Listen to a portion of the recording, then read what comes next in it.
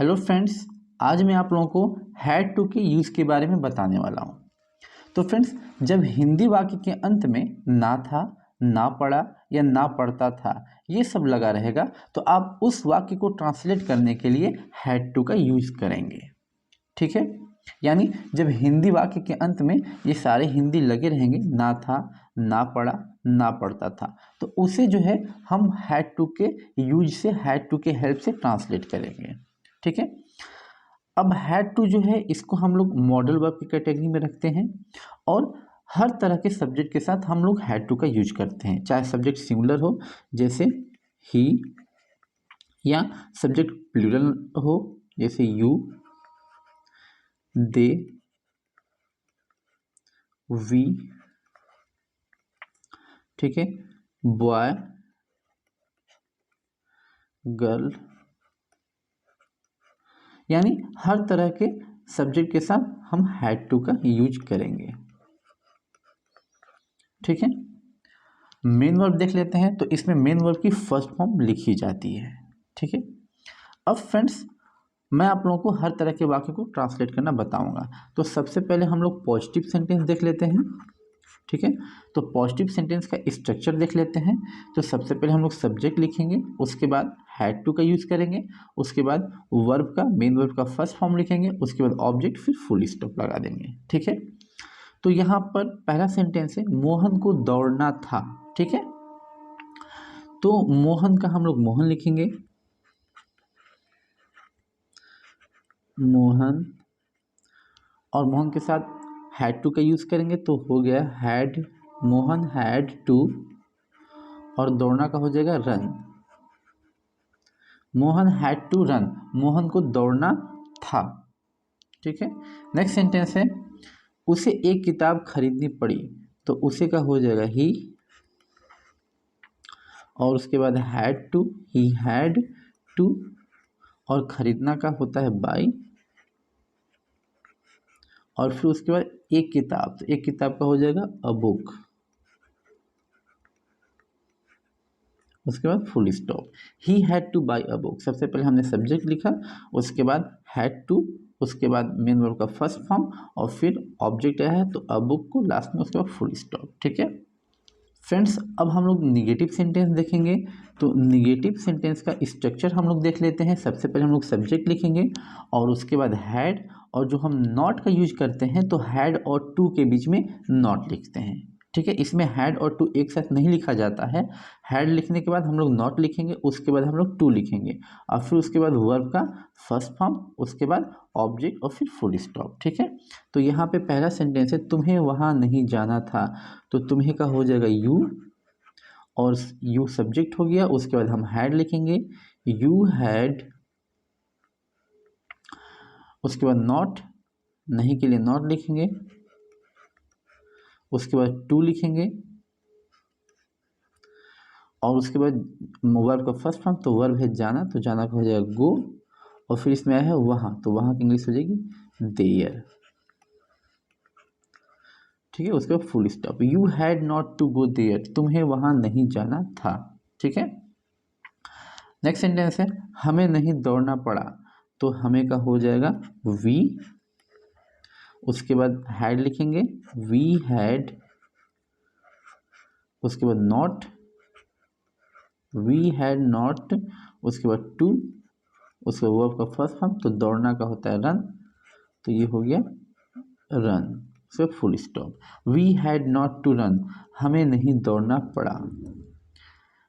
Friends, अब हम लोग इंट्रोगेटिव देखेंगे। तो इंट्रोगेटिव में ऐसे सेंटेंस देखेंगे जिसमें क्या लग करके आता है। सबसे पहले तो इसको बोलते हैं क्वेश्चन फ्रॉम आउटसाइड। तो इसका स्ट्रक्चर हम लोग देख लेते हैं। सबसे पहले हम लोग हैड लिखते हैं, इस क्या की इंग्लिश नहीं होती है, हम सब्जेक्ट के हिसाब से हैड लिखते हैं। तो सारे सेंटेंस में हम हैड सबसे पहले लिखेंगे, उसके बाद सब्जेक्ट, अगर सेंटेंस में नहीं आया है तो सब्जेक्ट के बाद नॉट लगाएंगे, उसके बाद टू, और फिर वर्ब का फर्स्ट फॉर्म, उसके बाद ऑब्जेक्ट, और लास्ट में क्वेश्चन मार्क। ठीक है, तो सबसे पहले हमको हैड लगाना है, इस क्या के लिए हमको हैड लगाना है सबसे पहले।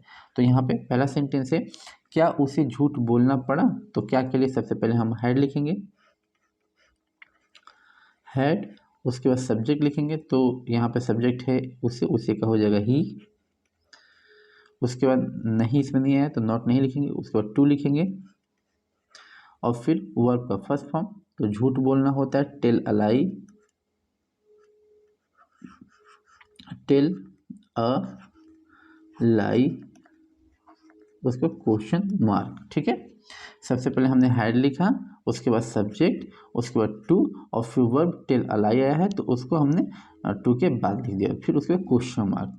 Had he to tell a lie, क्या उसे झूठ बोलना पड़ा। नेक्स्ट सेंटेंस है क्या उन लोगों को पैसा नहीं कमाना था। तो क्या के लिए सबसे पहले हम हैड लिखेंगे,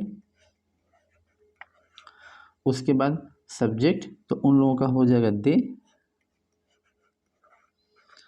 ठीक है, अब यहाँ पे देखिए नहीं भी आया है तो सब्जेक्ट के बाद नॉट, उसके बाद टू, उसके वर्ब का फर्स्ट फॉर्म। तो पैसा कमाना का होता है अर्न, अर्न, और पैसा का हो जाएगा मनी।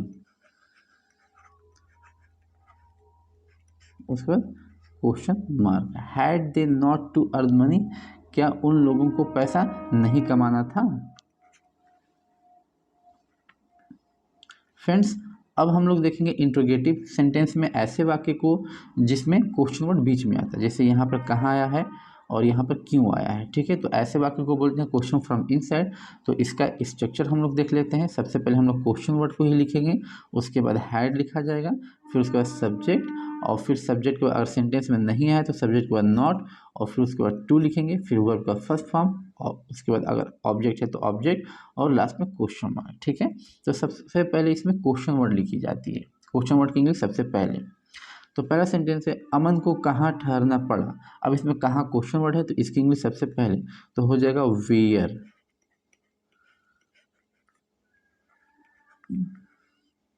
वेयर, उसके बाद हैड, वेयर हैड, उसके बाद सब्जेक्ट, तो सब्जेक्ट है इसमें अमन,